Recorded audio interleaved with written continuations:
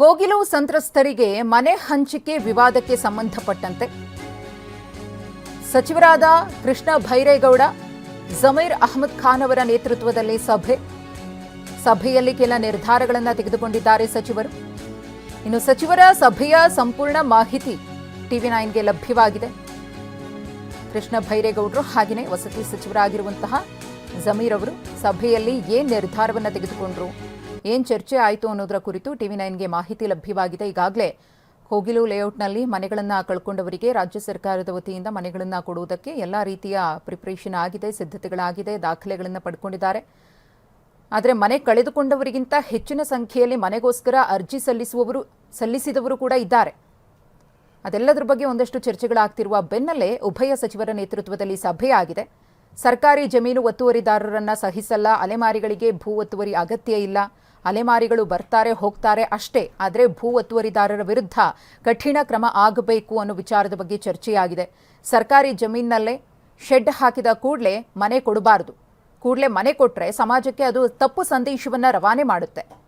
ಒತ್ತುವರಿದಾರರಿಗೆ ನಾವೇ ಪರೋಕ್ಷವಾಗಿ ಕುಮ್ಮಕ್ಕು ಕೊಟ್ಟಂತಾಗುತ್ತೆ. ಈಗೇನಾದರೂ ನೀವು ಒತ್ತುವರಿ ಮಾಡಿಕೊಂಡು ಮನೆ ಕಟ್ಕೊಂಡಿರೋರಿಗೆ ಸರ್ಕಾರದ ಕಡೆಯಿಂದಲೇ ಮನೆಯನ್ನು ಕೊಟ್ಟರೆ ಮುಂದಿನ ದಿನಗಳಲ್ಲೂ ಕೂಡ ಅದು ರಿಪೀಟ್ ಆಗುತ್ತೆ. ಯಾರೋ ಒಬ್ರು ಬಂದು ಒತ್ತುವರಿ ಮಾಡ್ಕೋತಾರೆ, ನಂತರದಲ್ಲಿ ಅದನ್ನು ಅಧಿಕಾರಿಗಳು ತೆರವು ಮಾಡ್ತಾರೆ, ಅವರು ಕೂಡ ಮನೆ ಕೊಡಿ ಅಂತ ಹೇಳಿ ಪಟ್ಟು ಹಿಡಿತಾರೆ, ಅರ್ಜಿಯನ್ನು ಹಾಕ್ತಾರೆ. ಎಲ್ರಿಗೂ ಕೂಡ ಆ ರೀತಿ ಮನೆ ಕೊಟ್ಕೊಂಡು ಹೋದರೆ ಸಮಾಜಕ್ಕೆ ಏನು ಸಂದೇಶ ಹೋಗುತ್ತೆ ಅನ್ನೋದರ ಕುರಿತು ಸಭೆಯಲ್ಲಿ ಚರ್ಚೆಯಾಗಿದೆ. ತುಂಬಾ ಜನ ಸರ್ಕಾರಿ ಮನೆಗಾಗಿ ಅರ್ಜಿ ಸಲ್ಲಿಸಿ ಕಾಯ್ತಿದ್ದಾರೆ. ಆದರೆ ಒತ್ತುವರಿದಾರರಿಗೆ ಏಕಾಏಕಿ ಮನೆ ನೀಡುವುದು ಸರಿಯಲ್ಲ.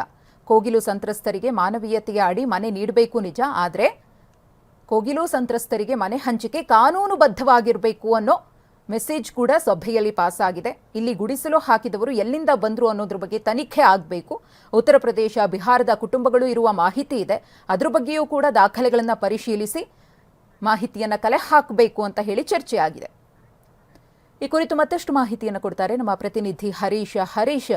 ಉಭಯ ಸಚಿವರ ನೇತೃತ್ವದಲ್ಲಿ ನಡೆದಂತಹ ಸಭೆಯಲ್ಲಿ ಏನೆಲ್ಲ ನಿರ್ಧಾರಗಳಿಂದ ತೆಗೆದುಕೊಳ್ಳಲಾಯಿತು ಅಂತ ಹೇಳಿ, ಇನ್ನು ಮನೆಯನ್ನು ಕಳ್ಕೊಂಡವರಿಗೆ ಮನೆ ಸಿಗಬೇಕು ಅಂದ್ರೆ ಏನೆಲ್ಲ ಮಾನದಂಡಗಳನ್ನು ಅನುಸರಿಸಬೇಕು ಅಂತ ಅಧಿಕಾರಿಗಳಿಗೆ ಸಲಹೆ ಕೊಡಲಾಗಿದೆ.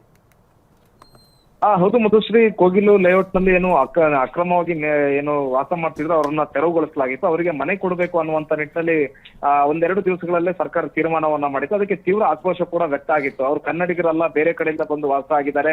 ಮತ್ತೆ ಈ ಅನಧಿಕೃತವಾಗಿ ಸರ್ಕಾರಿ ಜಾಗಗಳಲ್ಲಿ ಮನೆ ಕಟ್ಕೊಂಡಂತವ್ರಿಗೆ ಹೇಗೆ ಮನೆಗಳನ್ನ ಕೊಡ್ಲಿಕ್ಕಾಗತ್ತೆ, ಅವರಿಗೆ ಆಶ್ರಯವನ್ನ ಕಲ್ಪಿಸಲಾಗುತ್ತೆ, ಇದು ಬೇರೆ ತರದ ಮೆಸೇಜ್ ಹೋಗುತ್ತೆ ಅನ್ನುವಂತ ನಿಟ್ಟಿನಲ್ಲಿ ಚರ್ಚೆ ಆಗ್ತಾ ಇರುವಂತದ್ದು.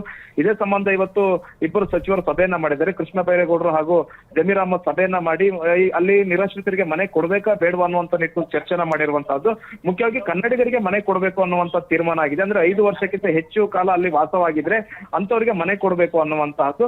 ಮತ್ತೆ ಹೀಗೆ ಇತ್ತೀಚೆಗೆ ಬಂದು ಮನೆ ಕಟ್ಕೊಂಡು ಖಾಲಿ ಇದ್ದಂತ ಜಾಗದಲ್ಲಿ ಮನೆ ಕಟ್ಕೊಂಡು ಇದ್ದವರಿಗೆ ಮನೆ ಕೊಡಬೇಕು ಅನ್ನುವಂತ ನಿರ್ಧಾರವನ್ನೇನೊಂದು ಸರ್ಕಾರ ಮಾಡಿದ್ರೆ ಇದು ಸಮಾಜಕ್ಕೆ ಬೇರೆ ಸಂದೇಶವಾಗುತ್ತೆ, ಮತ್ತೆ ಬೇರೆಯವ್ರಿಗೂ ಕೂಡ ಇದು ಅವಕಾಶ ಮಾಡಿಕೊಟ್ಟಂಗಾಗುತ್ತೆ.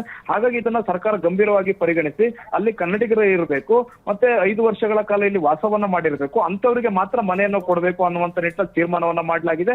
ಈಗ ಅಂತವ್ರು ಯಾರಿದ್ದಾರೆ, ಈಗ ಕೋಗಿಲು ಲೇಔಟ್ ಆಗಿರ್ಬೋದು, ಸುತ್ತಮುತ್ತ ವಸೀಂ ಲೇಔಟ್ ಆಗಿರ್ಬೋದು, ಫಕೀರ್ ಲೇಔಟ್ ಆಗಿರ್ಬೋದು, ಇಲ್ಲಿ ವಾಸ ಮಾಡ್ತಿದ್ದಂತವ್ರು 5 ವರ್ಷಗಳ ಕಾಲ ಅಲ್ಲಿದ್ರ ಅಥವಾ ಅವರಿಗೆ ಅವರು ಕನ್ನಡಿಗರ, ಹೀಗೆಲ್ಲವನ್ನು ಕೂಡ ಕಂದಾಯ ಇಲಾಖೆ ಅಧಿಕಾರಿಗಳು ಶೋಧವನ್ನ ಮಾಡ್ತಾರೆ. ನಂತರ ಯಾರಿಗೆ ಅರ್ಹರಿದ್ದಾರೆ ಅವರಿಗೆ ಮನೆ ಕೊಡಬೇಕು ಅನ್ನುವಂತಹ ತೀರ್ಮಾನವನ್ನ ಈಗ ಮಾಡಲಾಗಿರುವಂತಹದ್ದು. ಸದ್ಯಕ್ಕೆ ಆ ತರದ ನಿರ್ಧಾರ ಬೇಡ ಅನ್ನುವಂತಹದ್ದು ಈಗ ಸರ್ಕಾರ ನಿರ್ಧಾರವನ್ನ ಮಾಡಿದೆ. ಸೂಕ್ತ ಪರಿಶೀಲನೆ ನಡೆಸಿ ಯಾರು ಅರ್ಹರಿದ್ದಾರೆ ಅವರಿಗೆ ಮನೆ ಕೊಡಬೇಕು ಅನ್ನುವಂತ ತೀರ್ಮಾನ ಈಗ ಆಗಿರುವಂತಹದ್ದು. ಮಧುಶ್ರೀ, ಧನ್ಯವಾದ ಹರೀಶ್ ತಮ್ಮ ಮಾಹಿತಿಗಾಗಿ.